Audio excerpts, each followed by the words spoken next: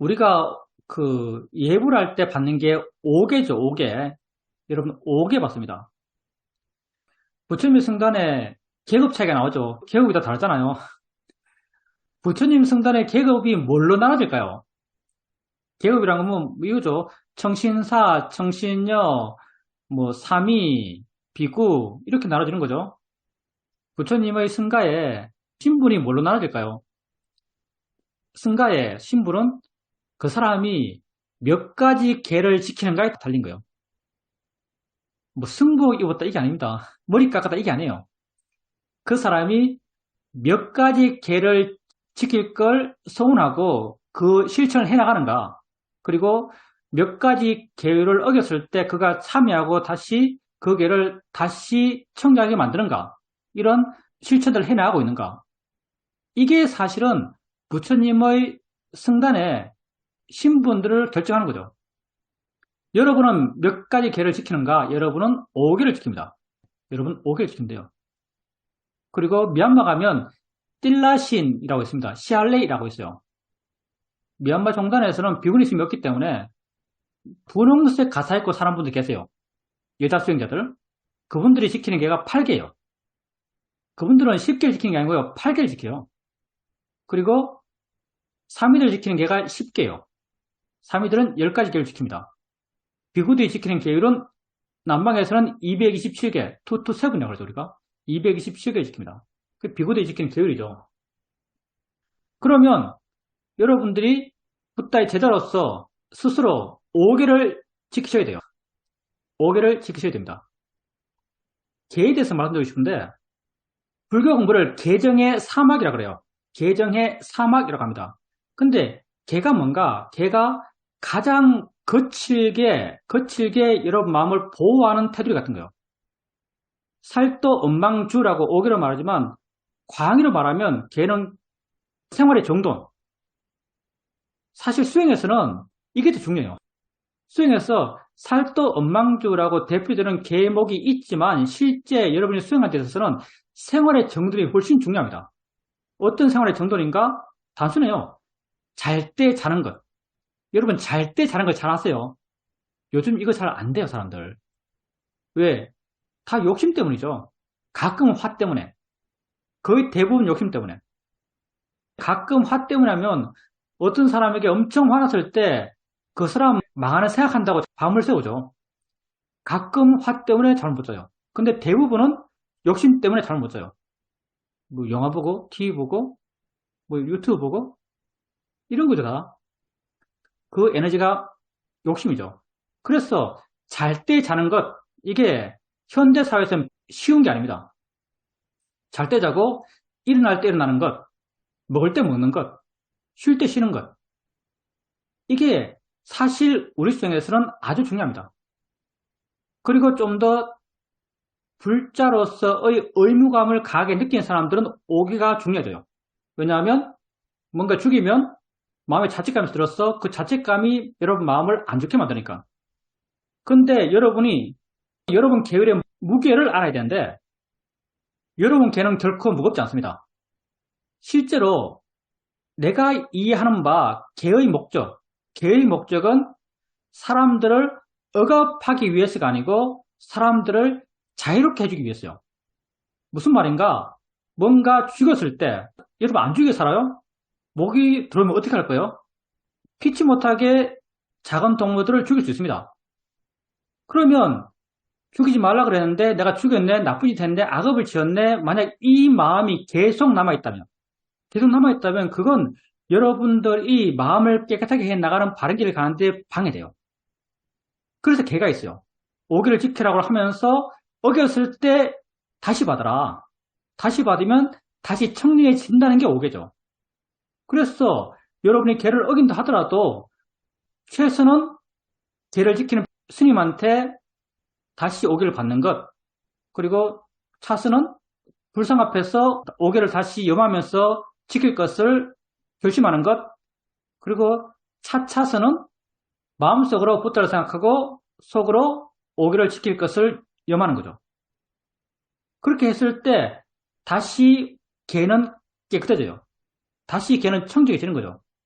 그렇기 때문에 어떤 행위를 통제하는 이 개라는 게 행위를 통제해서 그가 그 마음이 너무 나쁜 쪽으로 빠져들게 하지 않는 것 이런 목적도 분명 있지만 더 근본적인 목적은 그의 마음을 자유롭게 해주기 위해서요.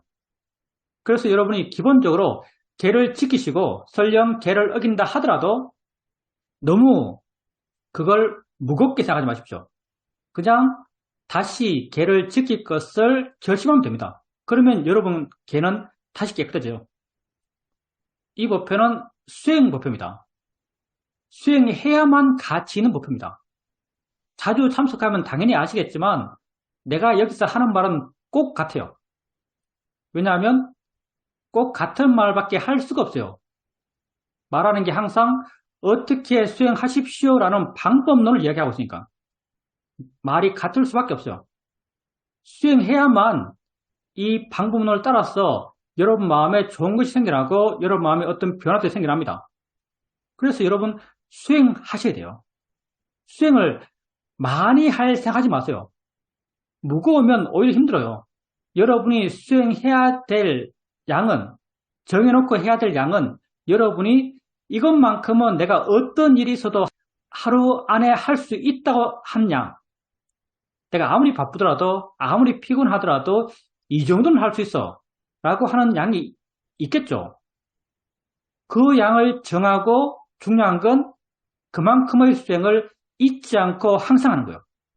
수행에서 중요한 것은 잊지 않고 항상 하는 것이 중요한 것이지 그냥 한번 박스택에 집중해서 열심히 하는 게 중요한 게 아닙니다. 잊지 않고 계속 해 나가는 것 이게 중요한 거죠. 그래서 여러분이 이것만큼 내가 어떤 일이 있어도 수행할 수 있다고 하는 그 양을 정해놓고 그걸 반복적으로 해나가시면 돼요. 그리고 수행에서 뭔가 너무 복잡하고 뭔가 너무 만들어가려 하지 마세요. 수행의 목적은 수행하는 것입니다. 이 말이 정말 우리에게는 절대 명제 같은 거예요. 수행의 목적은 수행하는 것입니다. 그리고 여러분이 수행에 대해서 이해가 깊어지면 깊어질수록 수행한다는 그 자체가 여러분의 기쁨의 원천이 될 거예요. 왜냐하면 수행한다는 것의 의미가 깊이 이해되면 이해될수록 수행하는 것에 대해서 여러분이 가치를 느끼고 보람을 느끼고 옳다고 알고 하면서 마음이 기뻐져요. 수행은 수행하는 것이 목적이라고 하세요. 어느 수행자가 우리 사회덕에 물었죠. 이것도 너무 멋있는 인터뷰예요. 어느 수행자가 우리 사회덕에 물었어요. 어떤 사람이 수행을 잘하는 사람입니까? 질문한 사람이 기대했던 것은 지혜 있는 사람, 알아침에 이어지는 사람, 알아침에 가속도가 있는 사람 이런 거였죠. 이런 걸 기대하면서 물었죠. 그러니까 사회도가 이 질문에 대해서 끊임없이 수행하는 사람이 수행을 잘하는 사람이다 이렇게 말했어요. 끊임없이 수행하는 사람이 수행을 잘하는 사람이다. 저는 이 말에 전적으로 동의합니다. 끊임없이 수행하는 사람이 수행을 잘하는 사람이에요. 왜냐하면 수행하는 그 자체가 수행의 목적이니까. 그럼 우리가 어떻게 수행하는가? 우리 수행의 대상은 여러분 자신입니다. 여러분의 수행의 대상은 여러분 자신이에요. 나를 이해하게 수행하는 거예요. 왜냐하면 내가 모든 것이니까. 여러분이 모든 것이요. 우리가 관념적으로 세상을 이해하고 수많은 교육과 매스컴과 뭐 유튜브와 정보 속에서 내가 아주 넓은 세상에 사는 것 같아요. 느낌상. 내가 아주 넓은 세상에 사는 것 같습니다. 근데 여러분 삶은요. 여러분 삶이잖아요. 여러분 삶은 결코 넓은 세상 속에 살지 않아요. 여러분 삶은 직업이 있는 것이고요. 그럼 당연하죠. 여러분 삶은 직업이 있는 것인데 여러분 지금 어떻게 사나 보세요. 앞에 벽이 막고 있고요. 뒤에 벽이 막고 있고요. 옆에도 벽이 막고 있고요. 왼쪽에도 벽이 막고 있어요. 벽 너머에 뭐가 있는지 여러분 몰라요. 벽 너머에 있는 것 그게 여러분 세상이 아니에요. 왜? 모르니까. 여러분이 사는 세상은 아주 단순한 세상에 삽니다. 여러분은 여러분이 아는 세상 속에 살고 있어요. 그러니 여러분 삶의 모든 것은 여러분 자신이에요. 그래서 내 삶을 이해하고 내 우주를 이해하고 내 세상을 이해하는 것 그게 나를 이해하는 거죠. 이게 다 이꼴 관계죠. 그래서 우리 수행의 대상은 나 자신입니다. 나는 어떤 존재인가? 나는 보고, 듣고, 느끼고, 생각하고, 맛보고, 냄새 맡는 존재죠. 나는 6가지 감각기관에 일어나는 존재예요. 그래서 부탁해서 안입이 설신의라고 말하는 거죠. 이게 우리 불교에서는 마치 화석화된 가르침처럼 느껴지지만 이게 인간 존재, 세상이다 붓다의 이해를 그냥 드러내는 말이에요. 붓다는 세상을 이렇게 이해해요. 왜? 자기가 아는 세상은 이거니까. 여러분이 아는 세상은 이거예요. 안입이 설신의 색성량 미촉 법의 일어남의 세상이요. 그래서 우리가 봐야 할 것도 이거죠. 느낌이 있으면 느낌이 다 아는 거예요. 왜? 느낌이 일어남 이게 나의 세상이고 나의 우주고 나 자신이요. 볼 때 본다고 알아요. 들을 때 듣는다고 아는 거죠. 이렇게 알아갈 때 그 알아지는 것을 강하게 알려고 하지 마세요. 가볍게 하세요. 말은 이렇게 하지만 실천하는 사람은 별로 안 많습니다. 이 수행을 처음 하는 사람들은 특히 가볍게 하세요. 비구와 붓다가 이렇게 문답하죠. 비구여, 몸이 영원한가 영원하지 않은가? 영원하지 않습니다. 영원하지 않은 것이 고통인가 즐거움인가? 고통이다. 영원하지 않고 고통스러운 걸 너 지나러 갈 수 있느냐? 할 수 없다. 이게 비구와 붓다의 가장 흔한 문답이에요. 자, 그러면 내게 알아지는 것, 내 몸과 마음에서 일어나는 것, 그걸 무상고 무아, 영원하지 않다, 고통이다, 내 것이 아니다. 이런 시각으로 봐요. 이런 시각으로 보라는 것, 이게 가장 수행에서의 기본적인 방향성이에요. 자, 내게 일어나는 걸 내 것이 아닌 걸 반화가요. 그러면 마음이 점점 알아진 느낌이 대표적이겠죠? 알아진 느낌이 돼서 마음이 점점 그 느낌을 내 것이 아닌 것으로 그렇게 알아가는데 점점 그 느낌에 마음이 다가갈 것인가? 그 느낌에 점점 마음이 붙을 것인가? 아니면 그 느낌으로부터 마음이 점점 멀어질 것인가? 대부분의 수행은 느낌을 향해 마음이 다가가고 나중에 붙고 나중에 거기만 머물고 딱 붙고 다른 것 안 알아지고 이 상태를 사실은 대부분의 수행이 수행 잘 된다, 수행 잘한다, 높은 수행 체험을 했다고 말해요. 이건 완전히 수행을 거꾸로 하고 있는 겁니다. 부처께서는 이거 나의 진화가 아닌 걸로 알라고 하셨어요. 이게 가장 기본적인 방향성입니다. 느낌 알고 있는데 그 느낌을 좋은 것 아니야, 괴로움이야, 내 것이 아니야, 나와 상관없어, 이런 식으로 반화가요. 이런 시각이 점점 마음이 이해가 돼요. 그럼 당연히 마음은 그 느낌에 대해서 멀어집니다. 그래서 우리는 맨 처음 의지적으로 수행할 때도 무상고 무아에 대한 지혜가 약할 때 의지적으로 수행할 때도 이런 마음을 향해 나아가라고 하는 취지에서 가볍게 하려고 말하는 거예요. 가볍게 하세요. 그냥 그런 게 있다고 알면 돼요. 그리고 다른 것 알아지면 또 다른 것 알고 다른 것 알아지면 다른 것 아는데 여기 처음 보는 분들이 좀 있어서 이 말까지 합니다. 다른 것 알아지면 다른 것도 아는데 내가 알려 해서 알지 마세요. 알아지는 것을 아세요. 내가 엉덩이 느낌 알았다가 손 느낌 알고 싶어서 손 느낌 가고 소리 듣고 싶어서 소리로 가고 머리 느낌 알고 싶어서 머리로 가고 이렇게 하지 마세요. 엉덩이 느낌을 가볍게 알고 있으면 마음은 깨어있기 때문에 노력의 마음, 활발한 마음이 있기 때문에 내가 엉덩이 느낌을 가볍게 알고 있으면 다른 느낌이 드러나요. 이렇게 드러나는 느낌으로 저절로 드러나는 느낌으로 마음을 옮기세요. 또 가볍게 알고 있으면 또 다른 느낌이 드러나요. 그렇게 드러나는 느낌으로 마음을 옮기세요. 이렇게 가볍게 알고 자유롭게 대상을 바꿔주면서 알아가세요. 처음 수행하는 사람이 있어서 더 가볍게 알면 수행을 잘하는 것이고요. 더 자유롭게 대상을 옮길 수 있으면 수행을 잘하는 겁니다. 근데 이렇게 대상을 자유롭게 옮긴다. 굉장히 좀 의지적이죠? 대상을 옮겨가니까. 근데 내가 아는 것이 아니고 알아지는 게 드러난다. 내가 알려고 해서 아는 것이 아닌 자연스럽게 저절로 드러나면은 그것으로 마음을 옮긴다. 이게 처음 하는 분들에 대해 이게 쉽지가 않아요. 이게 고요함과 활발함의 균형인데 이 균형이 워낙 안 맞기 때문에 여기에 아주 미묘한 균형점이 있습니다. 이 균형을 타고해보세요. 가볍게 한다. 내가 알려하지 않고 자연스럽게 드러나는 것으로 마음을 옮긴다. 또 다른 자연스럽게 드러나는 것으로 마음을 옮긴다. 만약 옮겨갈 것이 드러나지 않으면 마음이 둔해서 옮겨갈 것이 드러나지 않으면 질문하세요. 뭐가 일어나고 있지? 라고 물으세요. 이렇게 수행해 가십시오. 가볍게 하라고 다른 거 드러나면 다른 걸 마음 옮기고 다른 거 드러나면 다른 걸 마음 옮기고 이렇게 계속 해나가다 보면 하나 아는 순간 이미 마음이 다른 걸 알고 있어. 마음이 스스로 안 걸 옮겨가고 또 드러나 있는 걸 옮겨가고 이렇게 나가다 보면 나중에는 마음이 워낙 활발했어. 여러 가지 대상이 나타난다는 것은 여러 가지 마음이 있다는 것이고 여러 가지 마음이 있다는 것은 마음이 활발하다는 거예요. 맨 처음에는 하나 알고 있는데 다음에 알 다른 하나도 잘 안 드러나요. 그게 무슨 말이에요? 마음의 활발함이 그만큼 약하단 말이죠. 마음이 그만큼 끼어있지 못하다는 거예요. 근데 이 수행을 바르게 해나가다 보면 나중에는 내가 아무것도 알려 하지 않는데도 여러 가지가 이미 드러나 있어요. 여러 가지가 드러나 있다는 것은 여러 가지 마음이 그 드러난 것을 안단 말이죠. 왜? 마음과 대상은 1대1이니까. 여러 가지 대상은 여러 가지 마음이 있단 말이에요. 맨 처음 하나 알고 다른 거 다른 하나의 대상도 드러나지 않았는데 다른 하나의 마음도 잘 일어나지 않았는데 나중에는 수많은 마음이 일어나고 있어요. 수많은 대상이 있으니까 수많은 마음이 일어난 거죠. 이만큼 마음이 활발해진 거예요. 이렇게 마음이 활발해졌으면서도 내가 그 대상 하나하나에 대해서 전혀 신경을 안 쓰니까 그 하나에 대해서 내가 받을 자극도 없어요. 자극받지 않는 것, 이게 마음의 고요함이죠. 이렇게 바르게 수행해 나가게 되면 마음의 고요함과 활발함의 균형이 맞아져가요.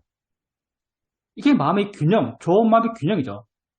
이렇게 해 나가다 보면 점점 마음은 알아진 것으로부터 물러나서 자유로워지고 더 그 알아지는 것을 객관적으로 보게 됩니다.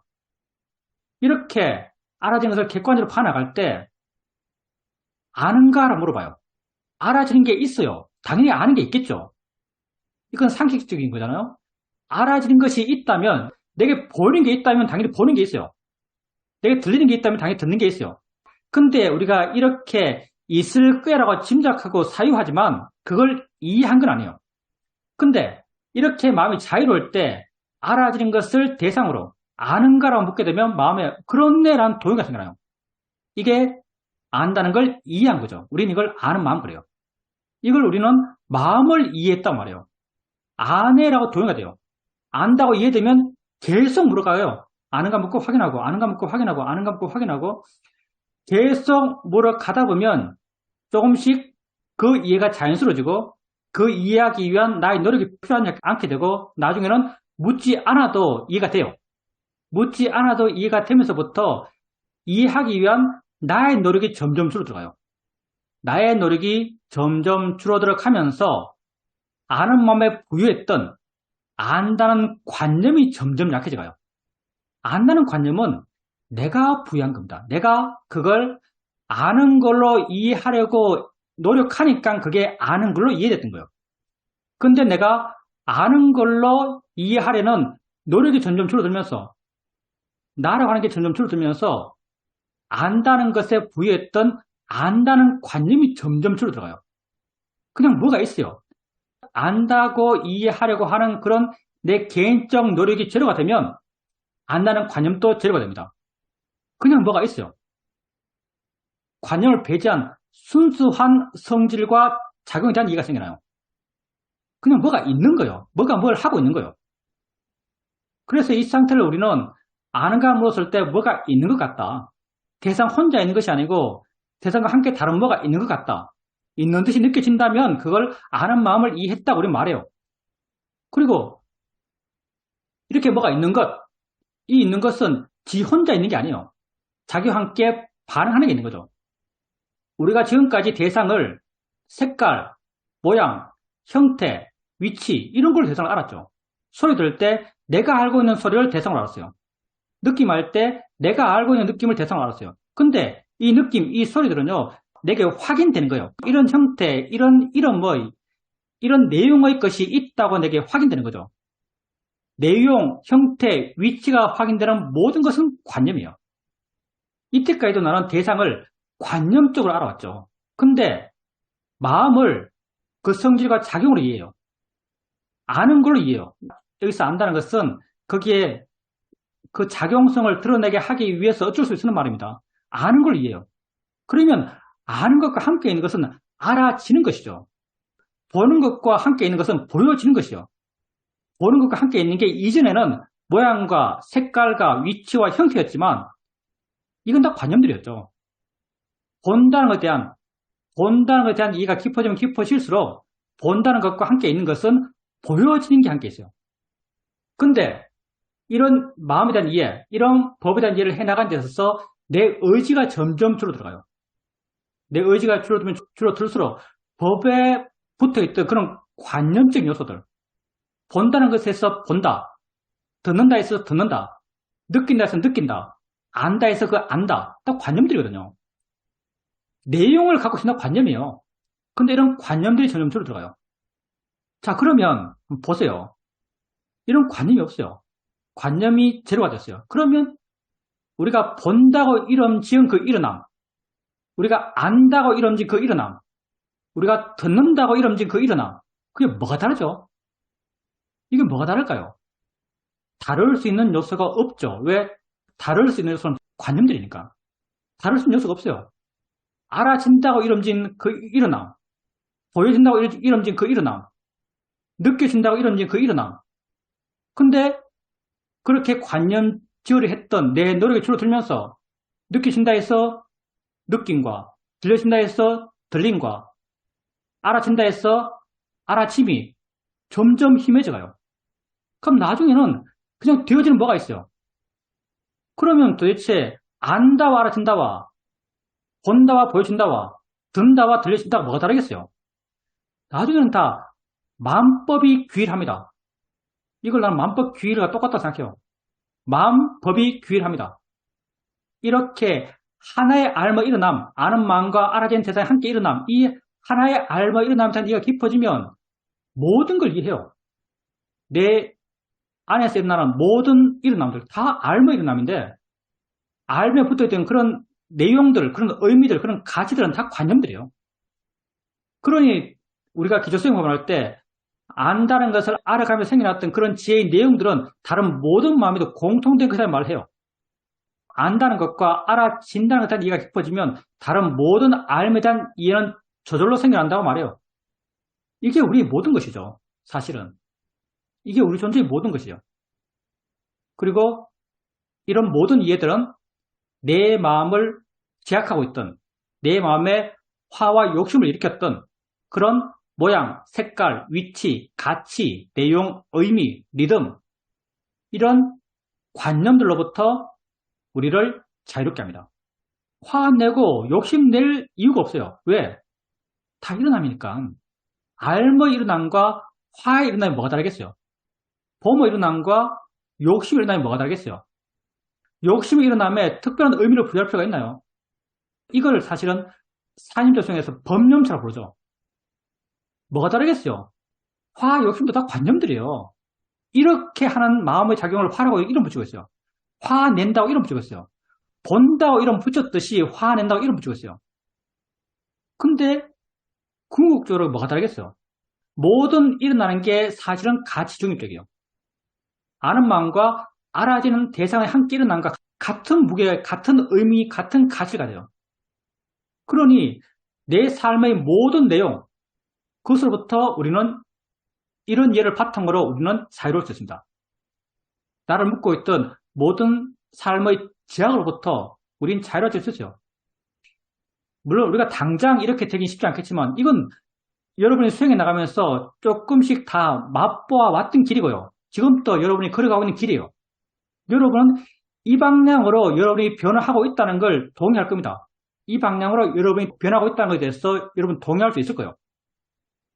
여러분이 이 방향으로 변할 수 있다면 이렇게 될 수 있죠. 당연히. 너무나 자명한 길이니까. 지금 여러분 가운데 아는 마음을 계속 반하고 있는 사람들, 그분들 아는 마음에 안다는 의미를 투영해서 보나요? 그냥 그 존재를 확인할 뿐이에요. 의미가 없어요. 본다는 걸 이해할 때 본다는 의미가 있을까요? 없어요. 듣는다는 걸 이해할 때 듣는다는 의미가 있을까요? 없어요.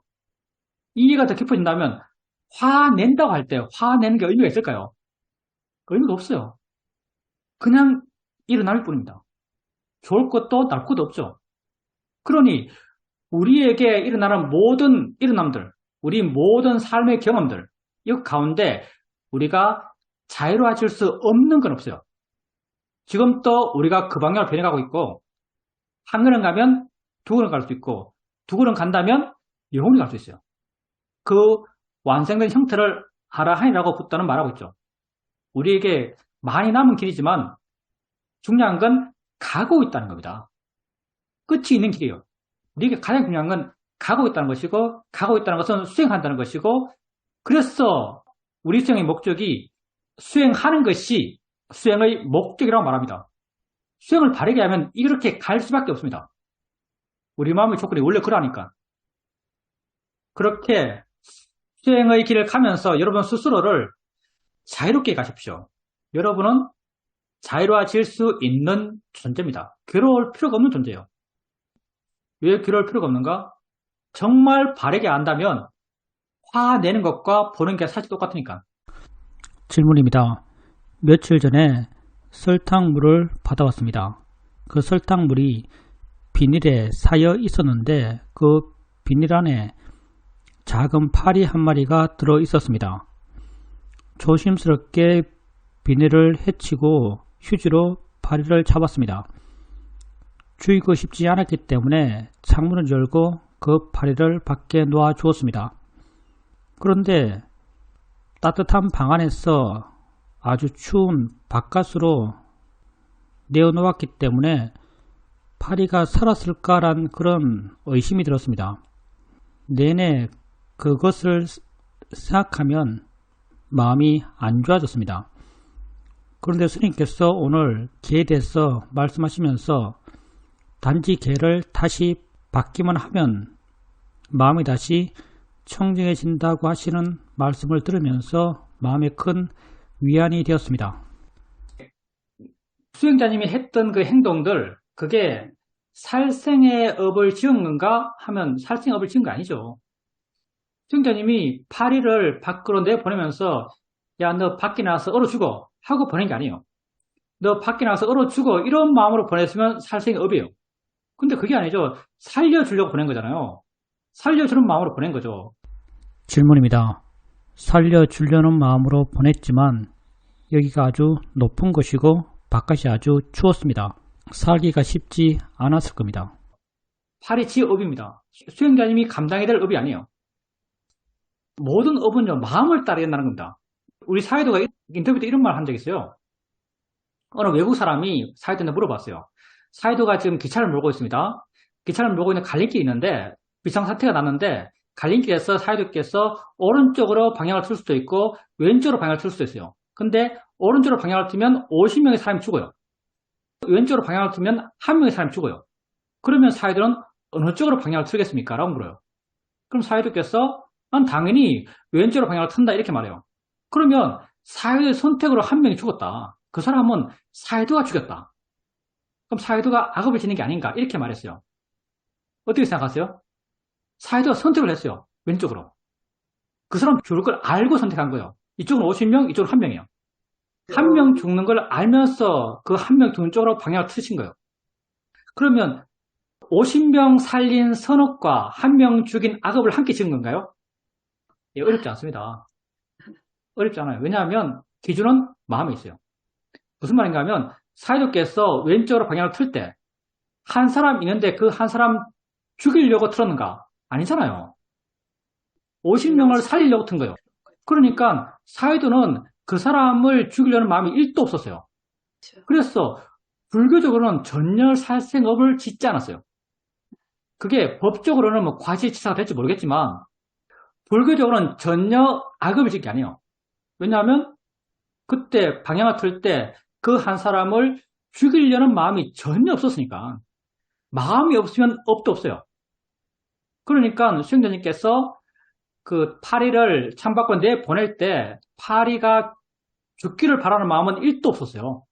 그러니까 파리를 죽이는 업을 전혀 짓지 않으신 거죠. 마음이 없으면 업도 없습니다. 사실은 잘 모르기 때문에 괴로움이 생기는 겁니다. 괴로워할 필요가 없는 거예요.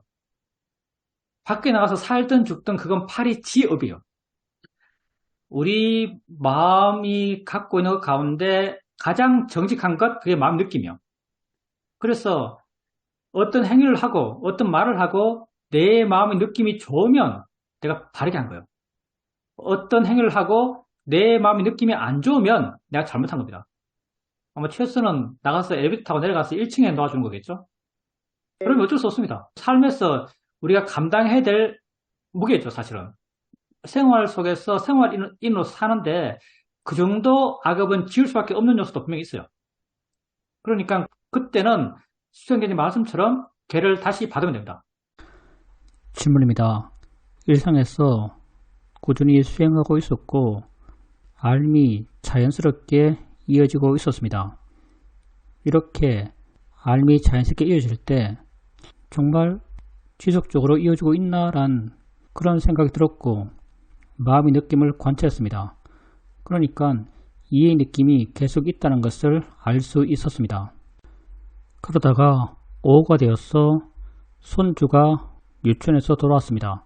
손주가 유치원에서 돌아오게 되니까 그 아이를 보는 순간 마음이 그 아이로 가고 거기에 붙고 하는 것이 느껴졌습니다. 이전까지는 수행한다는 생각이 전혀 없으면서 수행을 할 수 있었는데 그때부터는 수행하는데 나의 개인적 노력이 약간 필요한 그런 상태의 수행이 되었습니다. 왜 이렇지라는 의문이 살짝 들었습니다. 손주가 돌아가고 난 뒤에 저녁이 되어서 바깥으로 경영을 하러 나갔었는데 경영을 하면서는 안다는 실제라는 것에 대한 이해도 있으면서 보여지는 것, 들려지는 것, 느껴지는 것 이런 것의 관념적인 내용도 아주 분명히 알아졌습니다.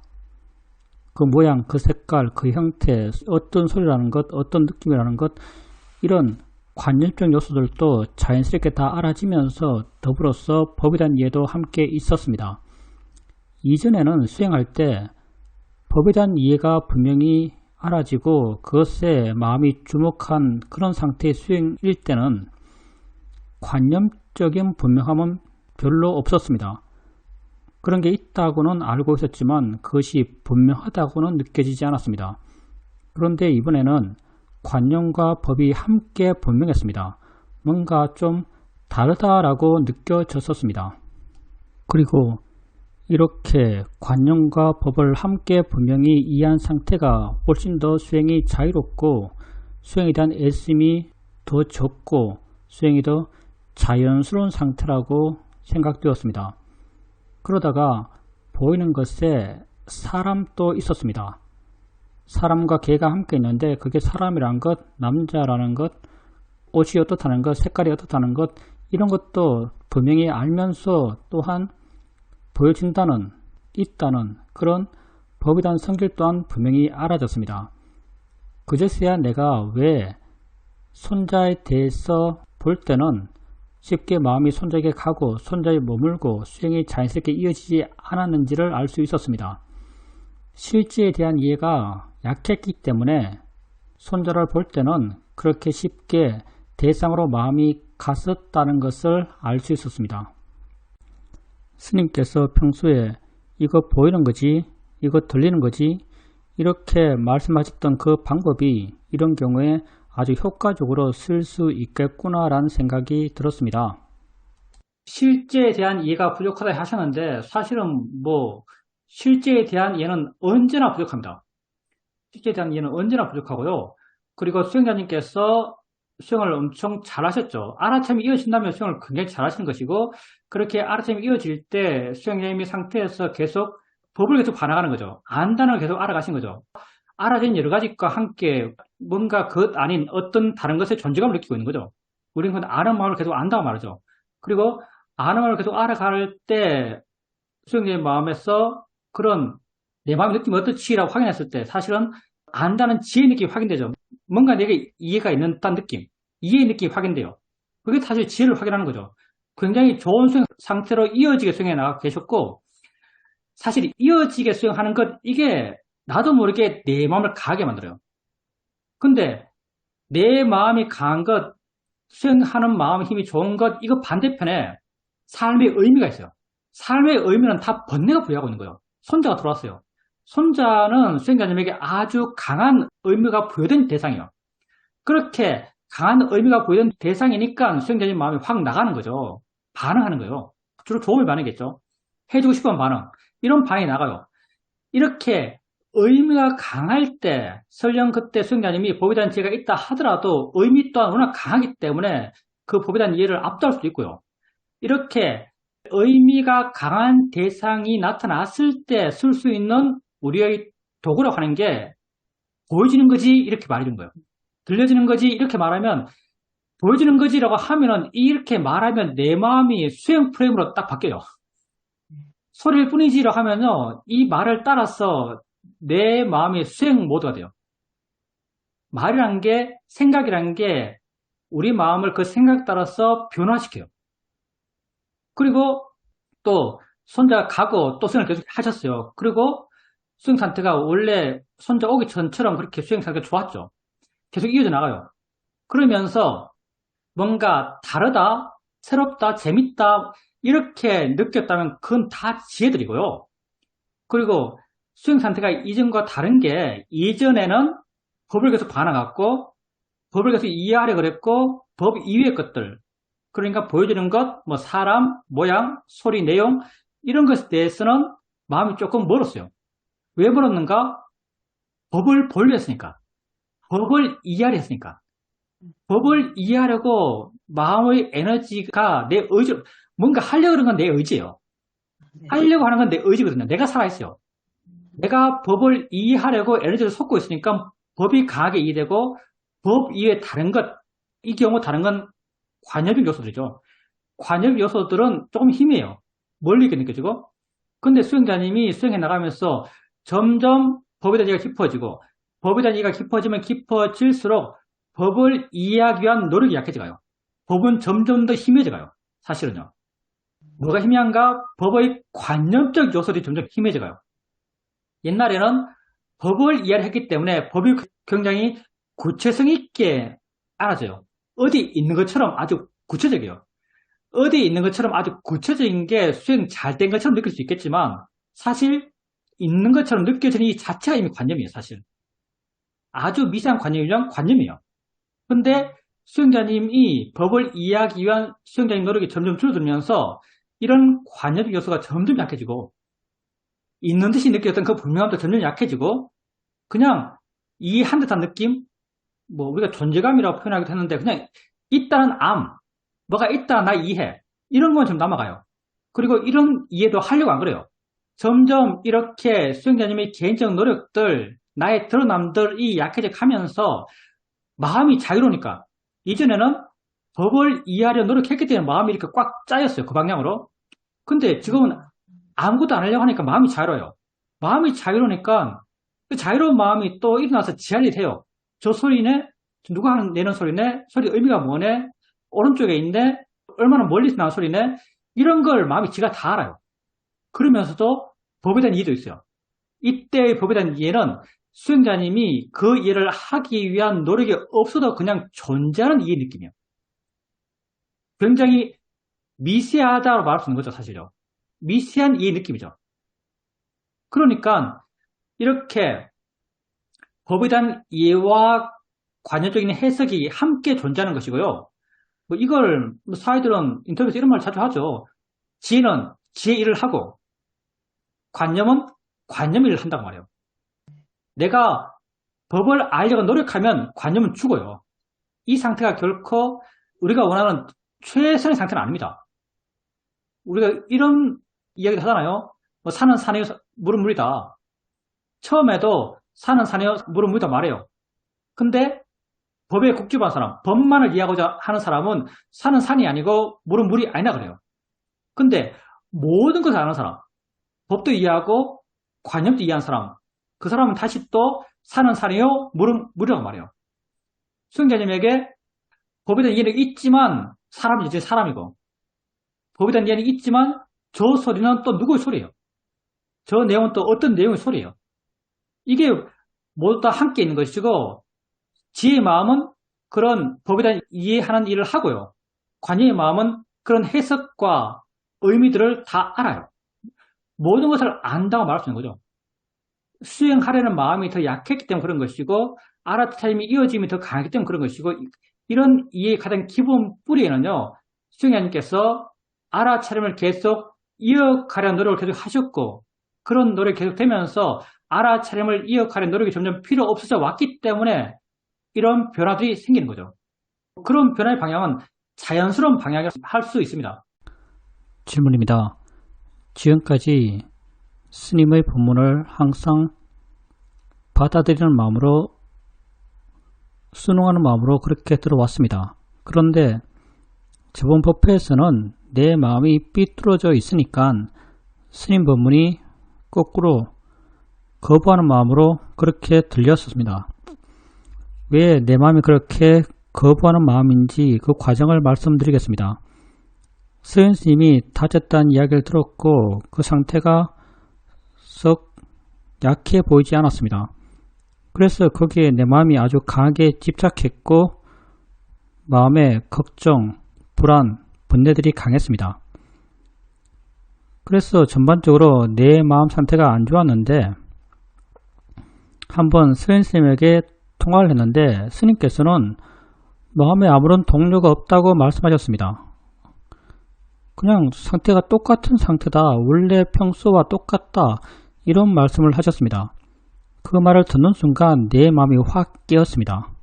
내가 그 스님의 상태에 대해서 얼마나 집착하고 있었는지, 얼마나 내가 내 스스로 만들어낸 그런 걱정거리를 부여잡고 힘들어 했는지를 알 수 있었습니다.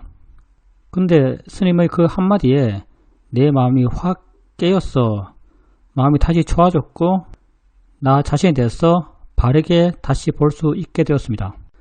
사실 저번 시간에 스님께서는 서현 스님에 대해서 하나도 걱정하지 않는다는 투로 말씀하셨습니다. 그 말에 대해서 내 번뇌의 마음이 아주 삐뚤게 반응했던 것이었습니다.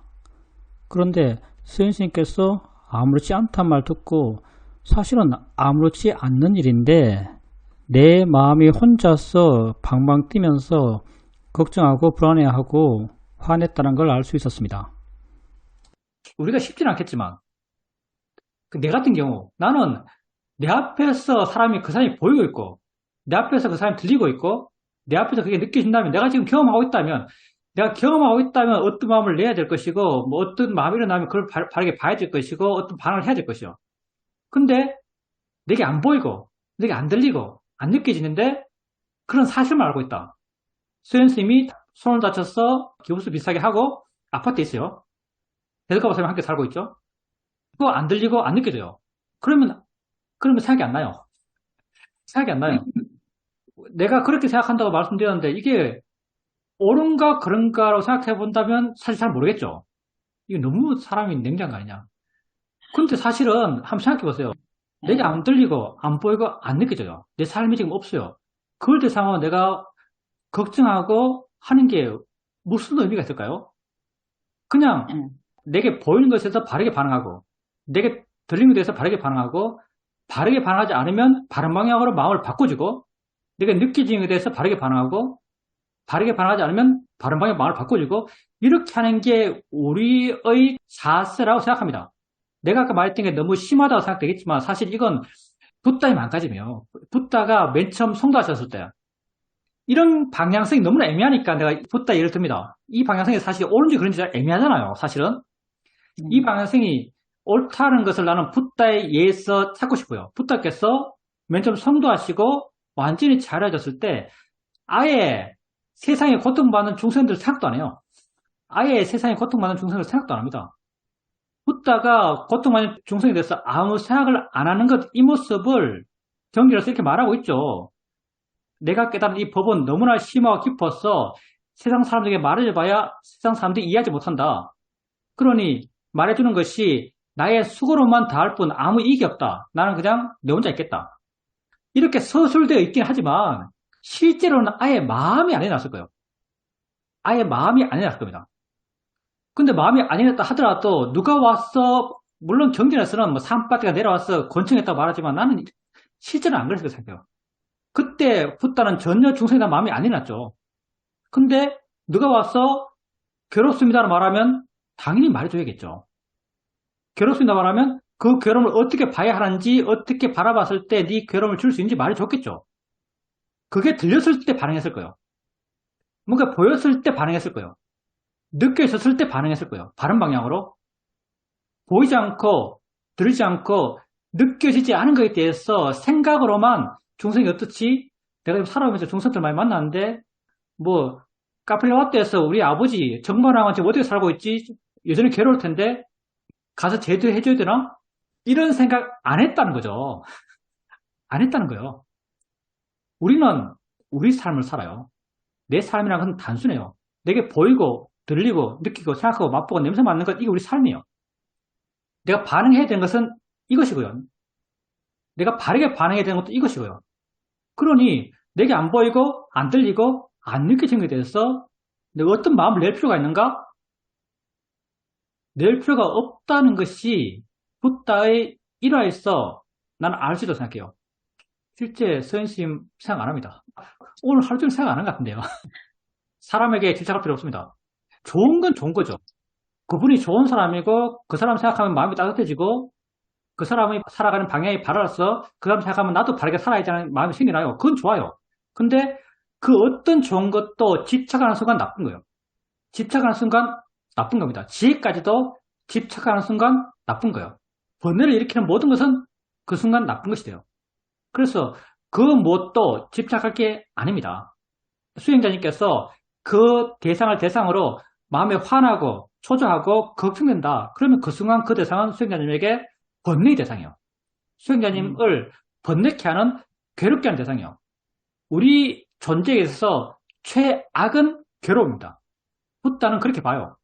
그러니 괴로움을 일으키는 대상, 마음이 바르지 않기 때문에 그 대상이 수행자님에게 괴로움이 되는 거죠. 사실 그 대상은 실제로는 중립적이에요. 수행자님 마음이 바르지 않았기 때문에 그 대상이 괴로움의 대상이 되었던 거죠. 금방 수행자님께서 알았다고 말씀하셨는데 우리 알았다에 대해서 한번 생각해 봅시다. 여러분 정말 많이 알죠? 여러분 정말 많이 알아요. 정보가 정말 많아요. 유튜브 요즘 보면 정신없습니다. 정말 수많은 정보들, 과학 유튜브 같은 거 보면은, 야, 정말 뭐 양자의 역할을 다루고, 이 우주 전체, 우주의 태초의 생성, 뭐 우주의 멸망, 우주의 끝, 이걸 다루고 있어요. 정말 많은 정보가 우리에게 쏟아지고 있습니다. 여러분 많이 아나요? 여러분 아는 게 맞나요? 여러분 아는 것 정말 없습니다. 왜냐하면 여러분이 안다는 것에 대해서 그 반대편에 어떤 충격이 오면 여러분 쉽게 쓰러져요. 뭘 알아요, 우리가? 사람들 정보를 왜 많이 갈까요? 몰라서 그렇습니다. 자기에 대한 확신이 없어요. 정말 사람들은 모르죠. 그래서 이렇다라고 생각하더라도 남이 와서 그렇지 않다고 말하면 우리 쉽게 끌려가요.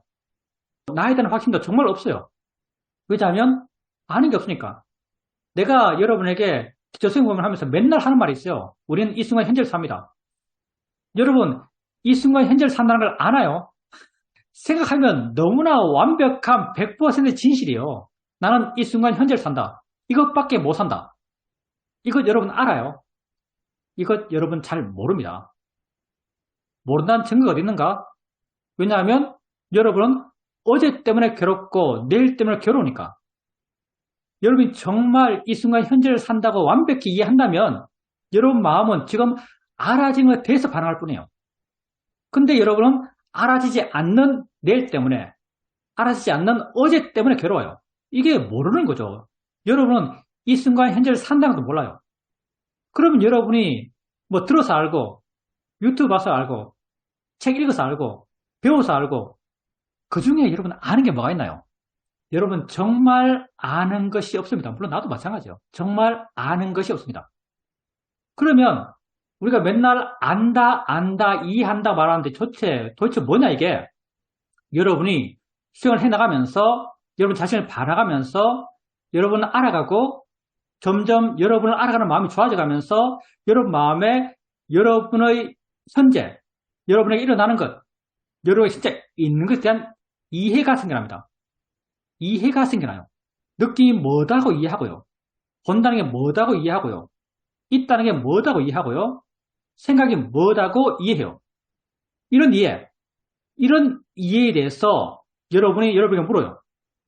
정말 이런 얘가 있는 사람이 느낌 알면서 느낌 뭔지 이해하고 있나라고 한번 물어봐요. 자기에게. 느낌 뭐지? 라고 물어봐요. 느낌 뭐지라고 물어보면요. 답이 설령 언어화되지 않더라도 내 마음의 느낌이 옵니다. 알고 있다는 느낌이 있어요. 내가 안다고 내가 동의해요. 이건 진짜 아는 거죠. 그래서 이걸 통찰자로 불러요. 여러분에게 진짜 아는 게 생깁니다. 그 이전에 여러분이 알아왔던 것. 그 이전에 여러분이 관념적으로 배웠고, 읽었고, 들었고, 생각해서 알아왔던 모든 것들. 그 중에 여러분이 진짜 아는 건 거의 좀 심한 거예요. 거의 전무해요.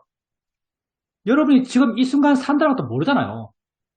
근데 수영을 해가면서 여러분이 자기를 반하고 자기에 대한 이해가 생겼을 때 그렇게 생긴 이해에 대해서 자기 스스로 봄이 뭐지? 하면 난 이해하고 있어. 이런 느낌이 마음에 생깁니다. 내가 안다고 내가 수긍하는 거예요. 생각이 뭐지? 하면 내가 알아요. 있다는 게 뭐지? 하면 내가 알아요. 여러분이 수행하면서 생겨난 여러분의 이해들은요. 여러분이 정말 내가 안다라고 말할 수 있는 거예요. 왜 일어나면 정말 있거든요. 그리고 일어나면 지금 내게 확인되는 것에 대해서 생겨난 이해예요. 그래서 이 확인은 계속돼요. 계속 이런 얘기가 있어요. 나중에 능숙해지면. 계속 이런 얘기가 있기 때문에 나중에 죽어서도 이런 일을 갖고 갑니다. 부탁께서 말했죠. 다음 생을 갈 때 네가 진짜 가져갈 수 있는 것은 너의 업뿐이다. 이게 업이에요. 지혜의 업이죠. 좋은 업이죠. 여러분 지식을 가져갈 거예요. 배워서 알았던 걸 가져갈까요? 진짜 안 게 아니기 때문에 아무것도 가져가잖아요. 수행을 해나가게 되면 여러분에겐 진짜 내가 안다고 내게 수긍되는 그런 암들이 생겨납니다. 그리고 이건 내가 확실히 알고 내가 동의하고 있는 암들이에요. 그리고 이것들은 내가 알기 때문에 난 여기에 의지할 수 있어요. 알기 때문에 안 흔들려요. 이게 나의 의지하는 거죠. 자등명하는 거예요. 진짜 아는 것은 세상에 정말 귀합니다. 세상 사람들을 안다는 것, 그건 뭐랄까요? 아는 거 하나도 없습니다. 우리는 정말 환상 속에 살아요. 그냥 이렇다고 내가 믿는 세상 속에서. 그 속에서 수많은 의미들, 수많은 믿음들, 그런 속에서 우리 살고 있는 거죠. 정말 이해하고, 정말 알고, 정말 의지할 수 있는 것, 그건 세상에 거의 없어요, 사실은. 근데 여러분이 수행해 나가면서 여러분 마음에 생겨났던 여러분 자신에 대한 이해, 여러분 자신에 대한 이해라는 것은 곧 진짜 있는 것에 대한 이해예요. 이런 이해는 진짜 있는 것이고 여러분에게 도움이 되는 것이고 항상 있는 것이고 그래서 여러분이 거기에 의지할 수 있고 여러분이 흔들리지 않아요. 이걸 진짜 안다라고 말할 수 있습니다. 진짜 아는 것은 정말 귀한 것이에요. 한번 생각해 보십시오. 여러분이 지금까지 알아왔던 안다고 믿어왔던 것에 대해서 얼마나 알고 있는가?